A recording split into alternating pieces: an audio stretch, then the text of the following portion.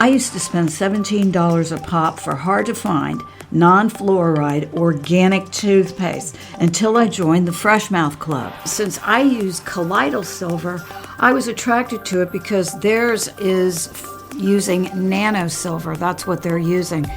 It's a new technology, and I'm telling you, my mouth never felt cleaner.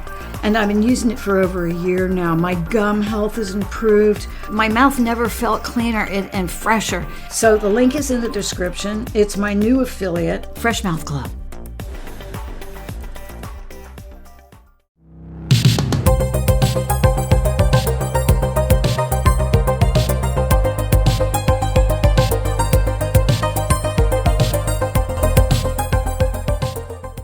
Well, hello everyone, it's me. The snarky one.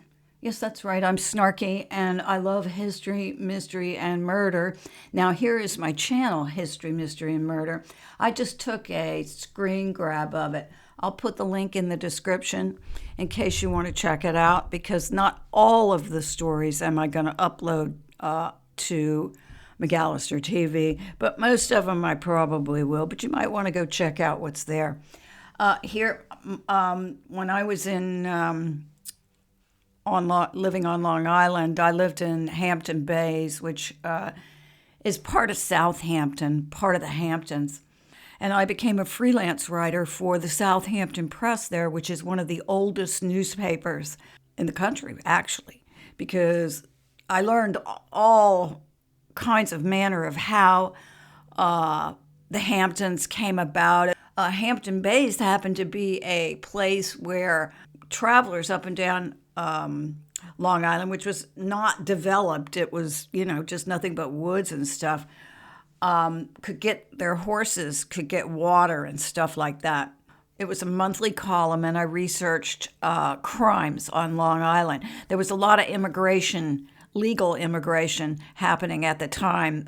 They would go to Ellis Island. The immigrants would come in and go to Ellis Island outside New York, and then they would disperse them out into the countryside to work on farms and stuff like that as Long Island was being developed. And so there's a lot of really interesting stories. There's axe murders, there's eccentric millionaires during the Great Depression that walked around with tens of thousands of dollars in their pocket rather than keep it in a safe or in a bank. There's so many different stories.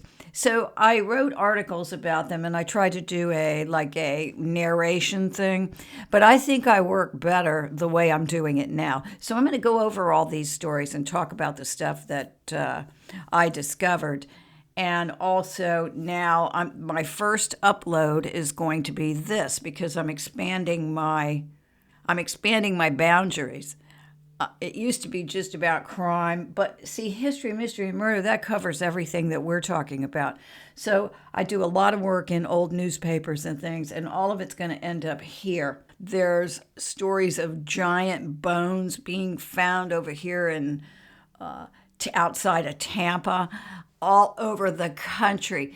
There's stories of just things you wouldn't believe. So a lot of stuff has been blood drinkers in New York that would go down to the meatpacking industry, and they would let them just, suck on the neck of a slaughtered cow and just let the blood come into their mouth. There's a lot of things that have been going on for a long time that have been rather hidden.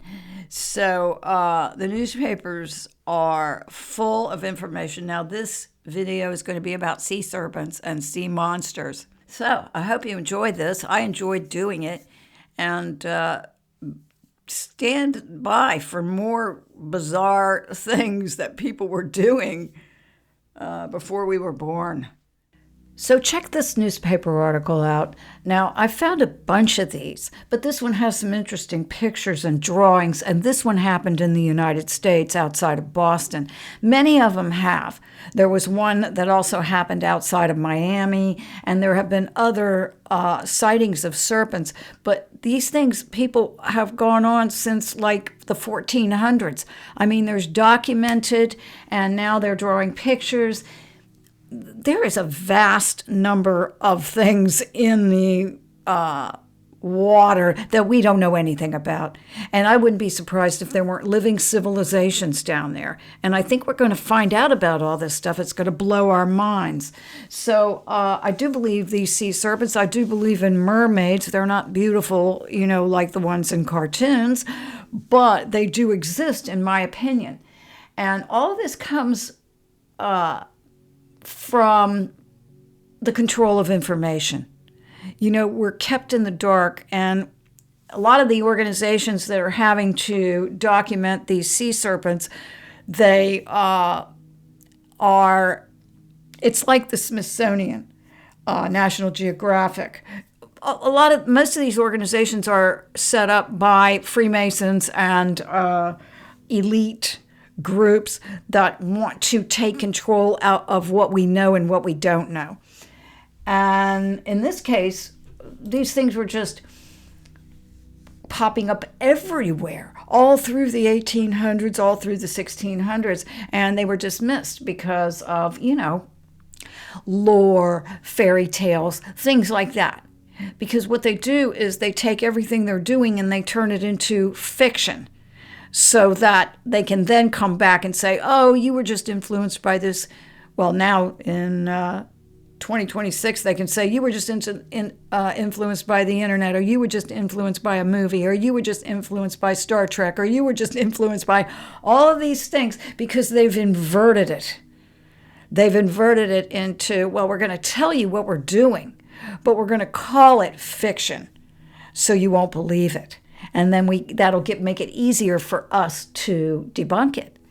So that's what I see that's going on in these newspapers, where they're trying to squish these stories and act like nothing exists except what they say exists. And let's face it, you can't deal with something that you don't know is there.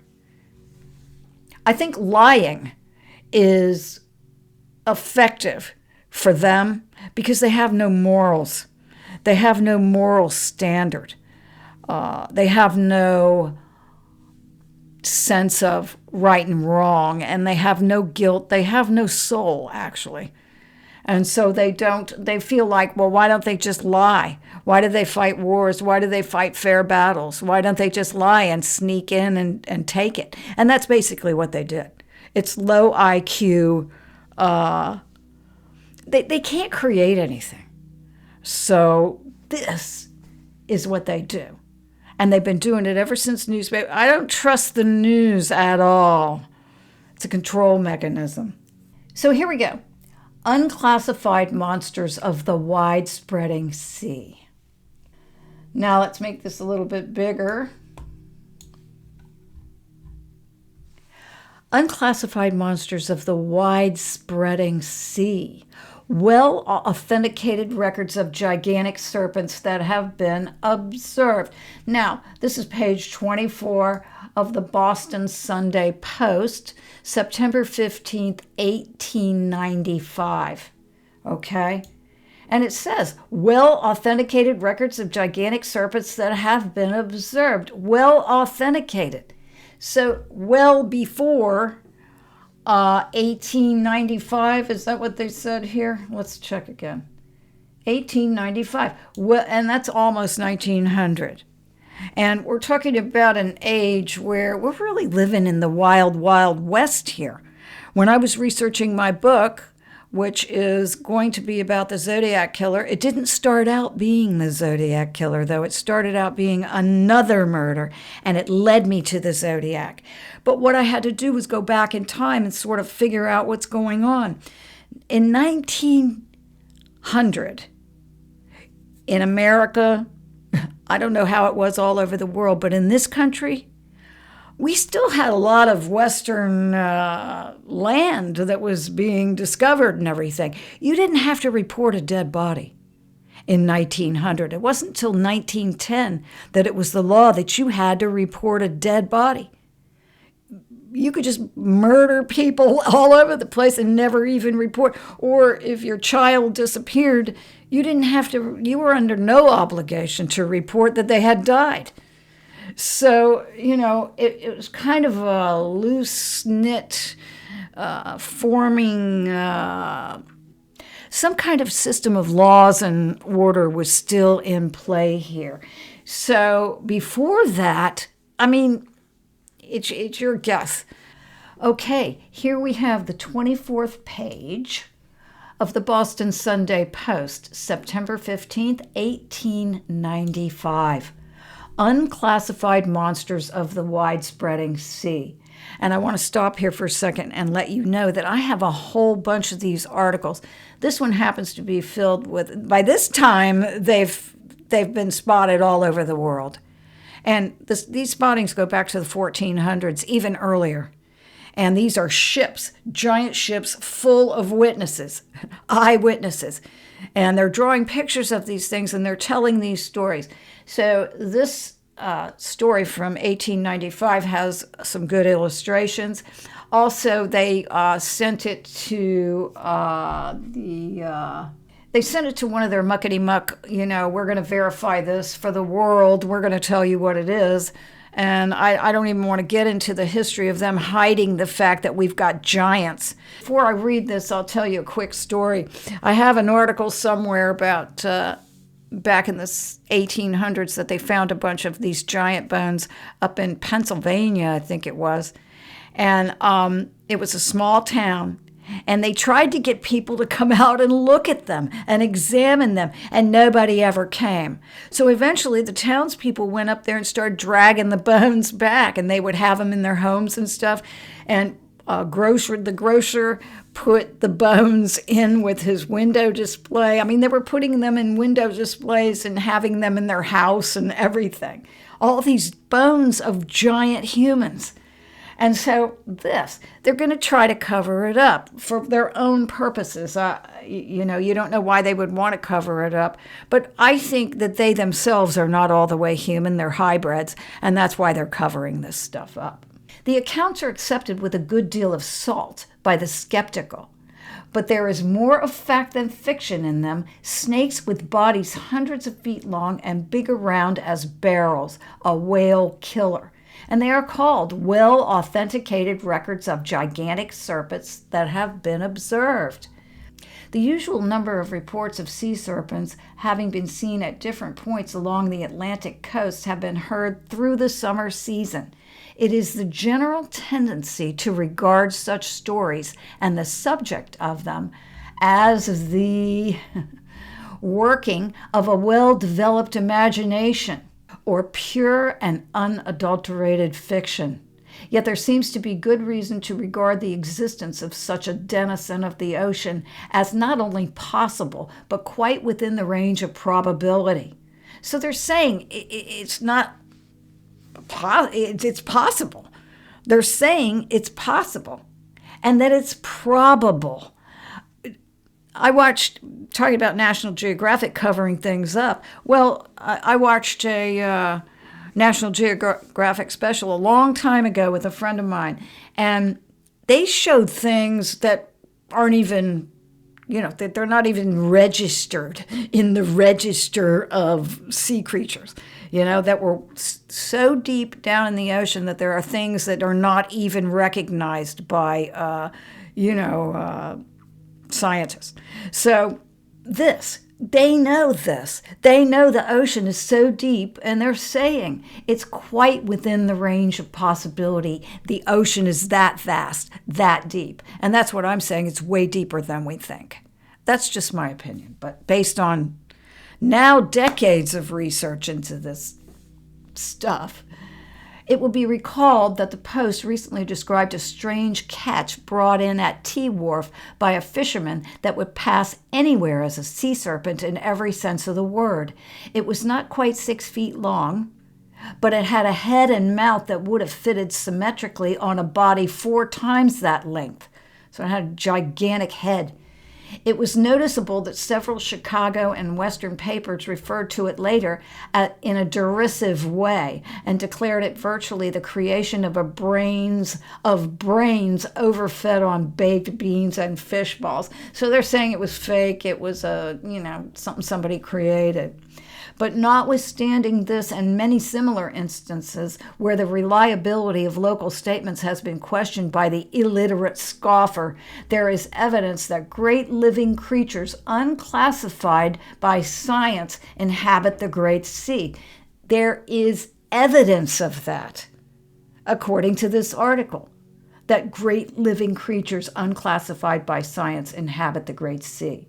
The Sunday Post has been reading up on the matter and finds such a position strongly supported. So, here we've got the web, we've got television now. Since 1895, television, the web, telephones, cell phones, all these things to distract us from what these people, this was their everyday life. Fishermen, I don't know, they were delivering goods. I mean, there were ships out on the sea back then, is what I'm trying to say. Huge ships traveling to other countries and other continents where they had to go across vast oceans. They weren't distracted by all this other stuff that we have. And things like this captured their attention, and they went forward with it. They studied it. Things beyond dispute. The Norwegian fishermen regarded the existence of the sea serpent as a thing beyond all dispute and can tell numbers of stories of his appearance in their fjords, I'm not sure if that's an I or an L. Fjords? Well, you know what? Instead of me being a dope, fjords. Fjords are narrow, steep-sided inlets of the sea, often with great depths, formed by glacial carving of U-shaped valleys that later flooded. They are found in high-altitude regions like Norway, Chile, and New Zealand. Norway is famous for having over 1,200 of them, with depths ranging from shallow to over 1,000 meters. Huh. Well, that's very interesting, and now we all learned something. Maybe some of you didn't, but I did. So, fjords, and can tell of any number of stories of his appearance in their fjords, and a Norwegian book of travel published in the 16th century describes its appearance in the year 1522. So, and they go back even further. It's just hard to find the documentation, I guess. But, it says a Norwegian book of travel published in the 16th century describes its appearance in the year 1522. Olaus Magnus, who is careful to say that his description is from hearsay and not from personal observation, describes the sea serpent as being 200 feet long and 20 feet in circumference. Holy cow! Having fiery eyes and a short mane. So this one has a short mane. Some of them have long manes. He also gives a very surprising picture wherein the sea serpent is represented curling about entirely out of the water and reaching over to snap a man from the deck of a ship. Hans Egede,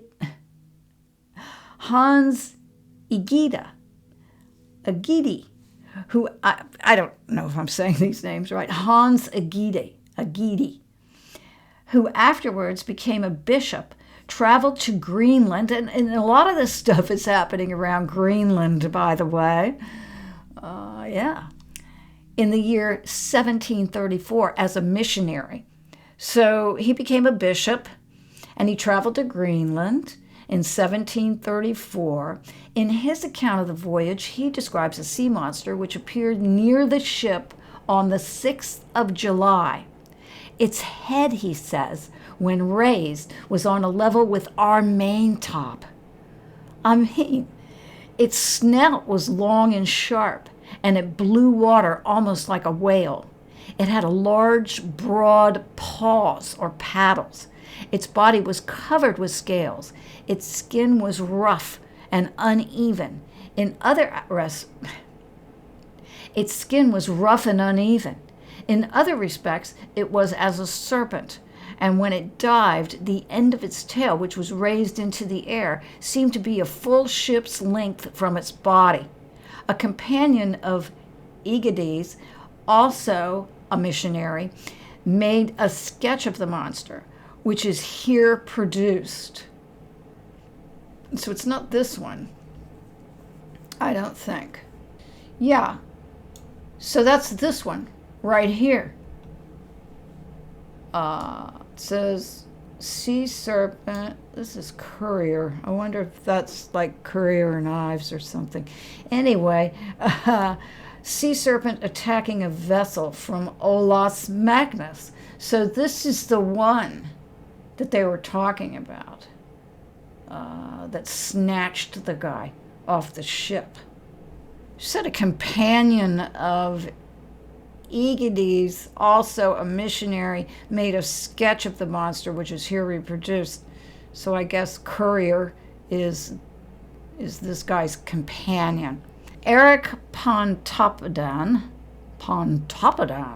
Bishop of Bergen, the famous Norwegian naturalist, at first disbelieved in the sea serpent, but confesses his conversion in his book, published in 1755, since he had received full and sufficient evidence from credible and experienced fishermen and sailors in Norway, of whom hundreds testify that they have seen them annually. Not just seen them, they see them every year. Pontoppidan tells us that it is the habit of the sea serpent, which he identifies with the Leviathan of Scripture, to keep at the bottom of the sea, except in their spawning time, in July and August, when they rise to the surface occasionally, if the weather be calm, but make their way below immediately should the least disturbance take place. So if it's calm out there, they'll come up in July and August. He discriminates between the Greenland and the Norwegian sea snakes. They're calling them sea snakes. The former have been scaly. The Greenland one was scaly as to the outer skin, but the latter perfectly smooth and with a mane about the neck hanging like a bunch of seaweed. From the various accounts, he estimates the length of the serpent to be about 600 feet. This length lying on the surface in many folds in the calm water.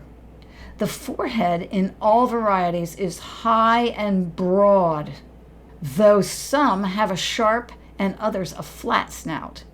The eyes are large and bluish, looking like bright pewter plates. The color is dark brown, variegated in places. The zoologist for the year 1847, too, contained many accounts of appearances during that year of sea serpents in the Norwegian fjords. So that's very interesting. For the year 1847, and this was 1895, this was written. The zoologist for the year 1847 too contained many accounts of the appearance during that year of sea serpents in the Norwegian fjords. One of the most famous and best authenticated appearances of the monster is that recorded to have been observed by the officers and crew of the HMS Daedalus in 1848. Captain McQuaw officially reported it to his superiors. He described it as having fully 60 feet in the air with the diameter of about 15 or 16 inches behind the head, which was without any doubt that of a snake, and it never, during the 20 minutes that it continued in sight of our glasses, once below the surface of the water. Its color, a dark brown with yellowish white about the throat. It had no fins, but something like a mane of a horse, or rather a bunch of seaweed, washed about its back. He says this was a bouncer. Captain W.H. Nelson of the American ship Sacramento reported catching a glimpse of a strange sea monster on July 30th, 1877, in latitude 21 degrees. Is that 21 or 31? I think it's 31. Latitude 31 degrees, 59 minutes north, and longitude 37 degrees west. The man at the wheel, his name was John Hart, had better view than Captain Nelson since he first caught sight of it, and the captain did not arrive upon the deck until it had proceeded some distance on its way.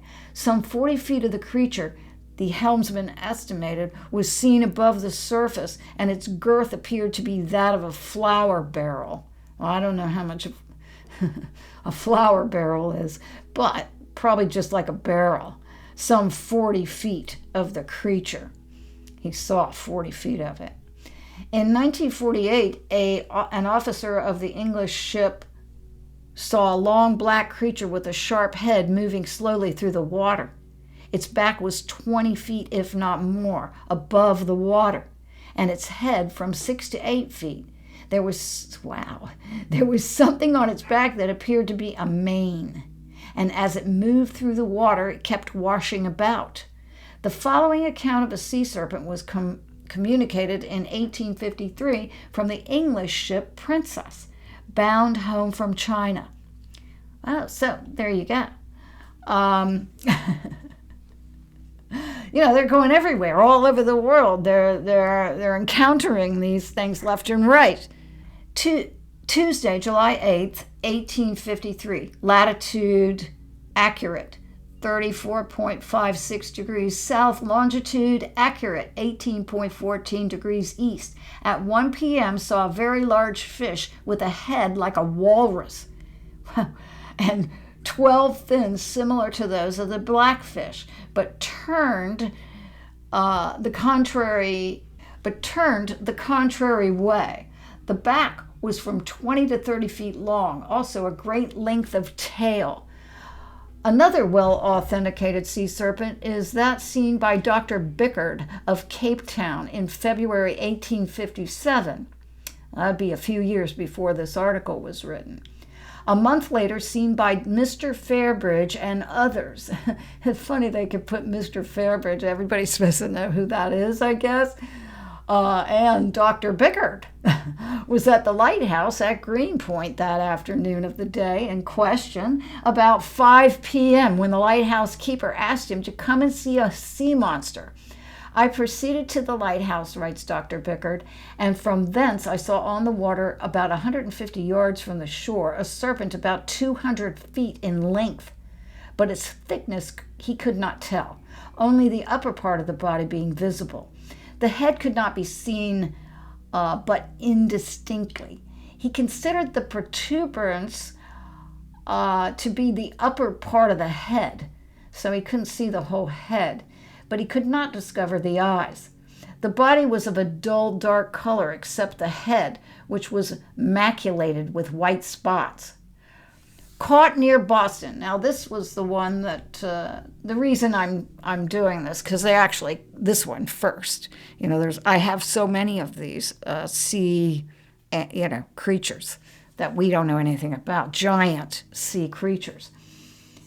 Caught near Boston. Beyond this is the great American sea serpent, a young one of which was actually caught and dissected by members of the Linnean Society of Boston. So when you're talking about Boston, you might as well be talking about England. Actually, when you're talking about Canada and America, you might as well be talking about England, because if you really look up, every city practically in this country is named for some English, they've got duplicates of it over there in jolly old England. So we have Bridgehampton, they have Bridgehampton, you know what I'm saying?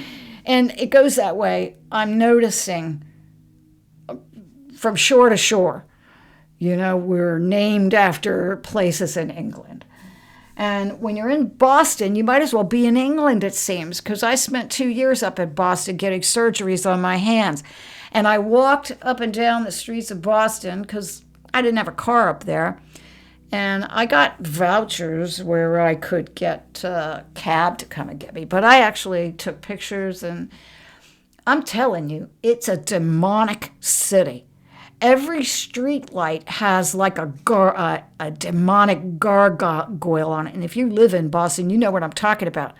These symbols are everywhere. Well, John Kerry and his wife, the Heinz heiress, they're living right there at Copley Square or wherever.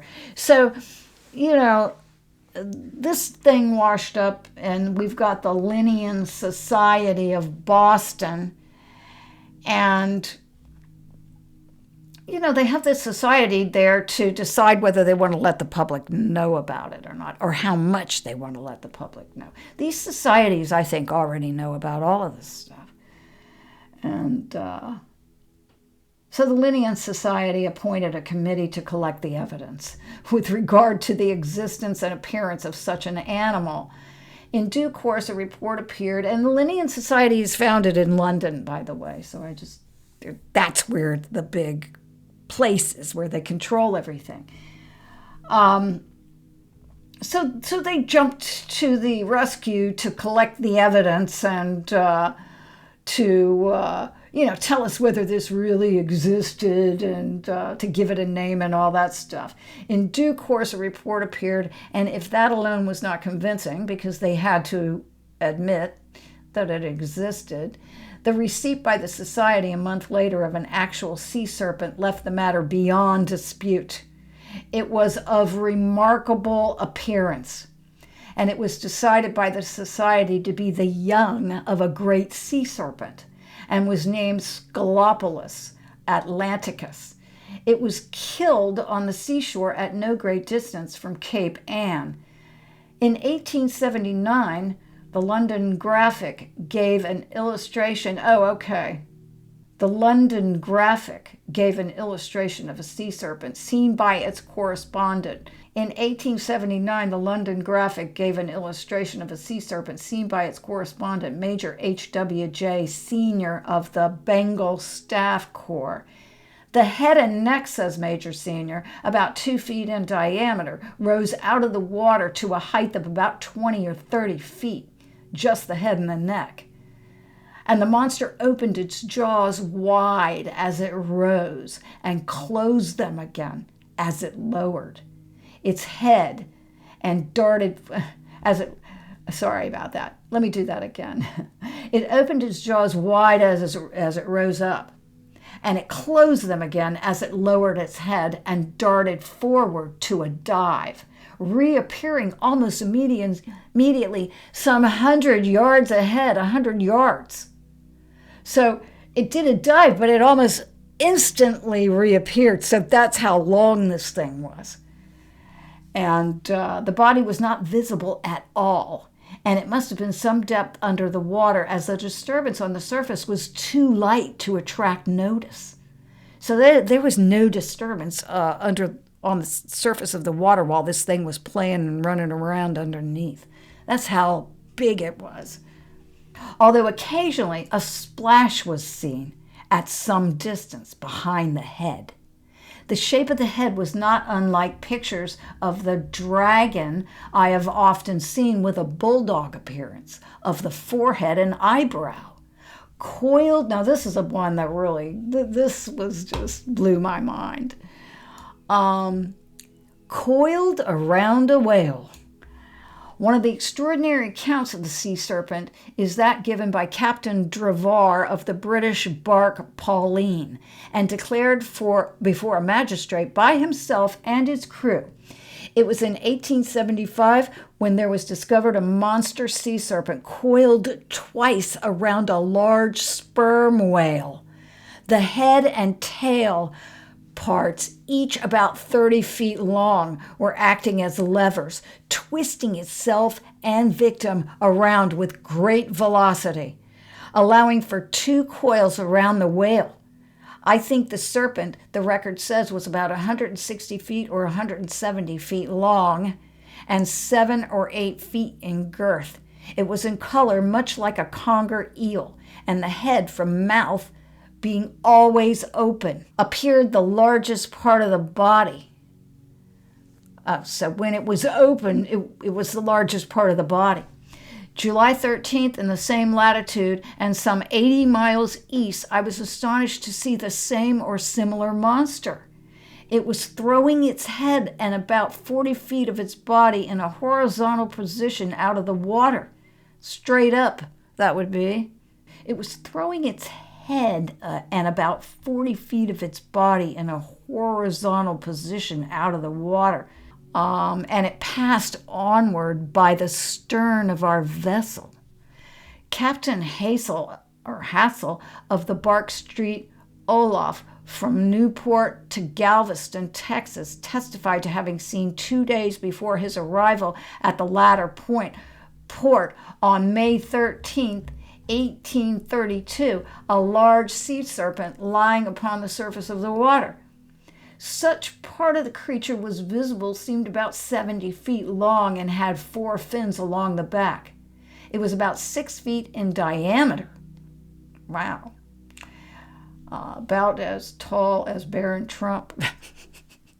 A little shorter than Baron Trump in diameter, around.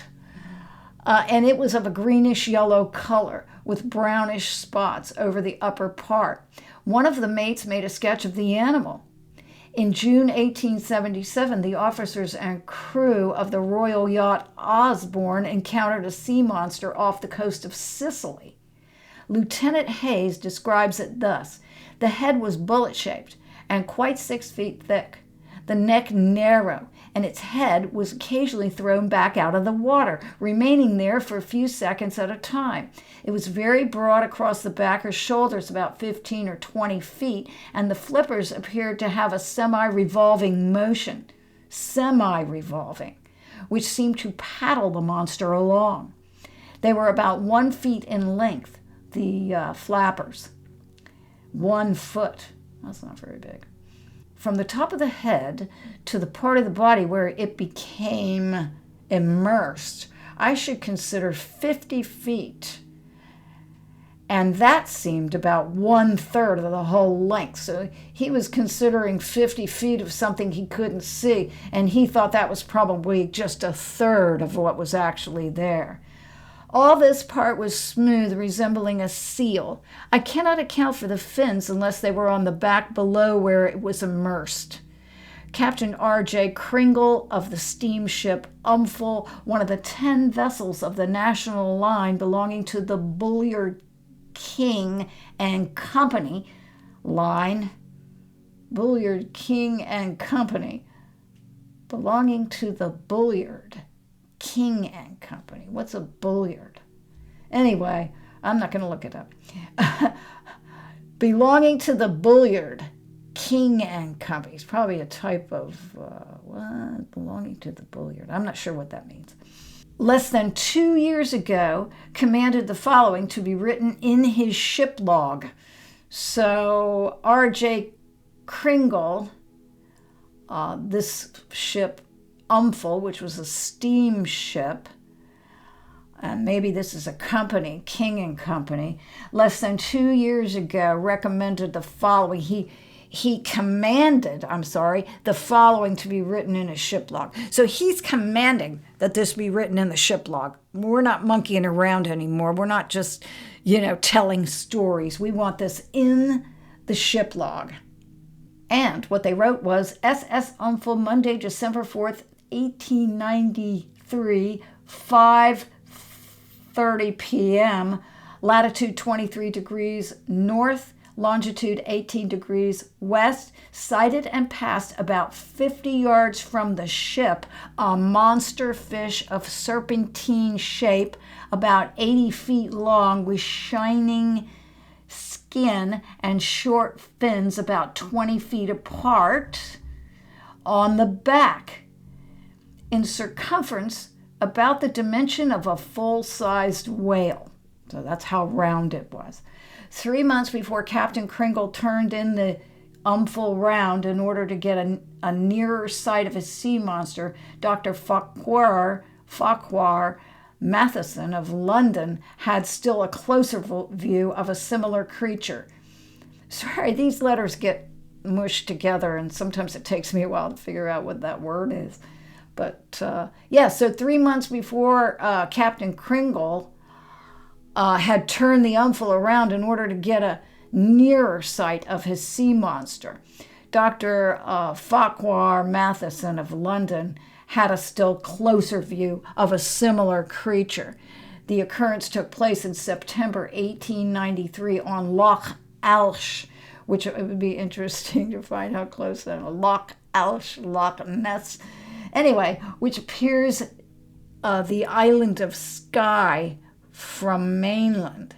It was a beautiful day, said Dr. Matheson, when suddenly I saw something rise out of the loch in front of us, a long, straight neck-like thing as tall as my mast. As tall as the mast. That would just freak you out if you were in a ship and saw these things, because clearly, I mean, they're talking about these things wrapping themselves around ships and snatching men off of ships. Wow. Then it began to draw its neck down, and I saw clearly that it was a large sea monster of the saurian type, I should think. It was brown in color, shining with a sort of ruffle at the junction of the head and the neck.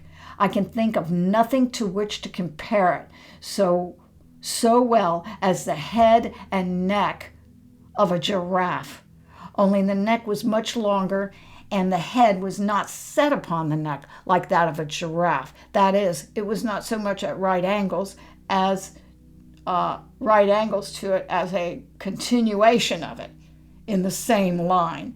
It moved its head from side to side, and I saw the reflection of the light from its wet skin. So it's saying like it was all in one piece. I think this might, yeah. This is the one caught by the Linnean Society, right here. This one. Oh, this long, wavy one. And this was the other one they were talking about with the sharp head, and they just, you know, Dr. Matheson with the sharp head. He doesn't have the good artistic skill that the other ones do. So that's that. So this History, Mystery, and Murder has been just a fun article to show all the things that are being hidden from us that happened in the past.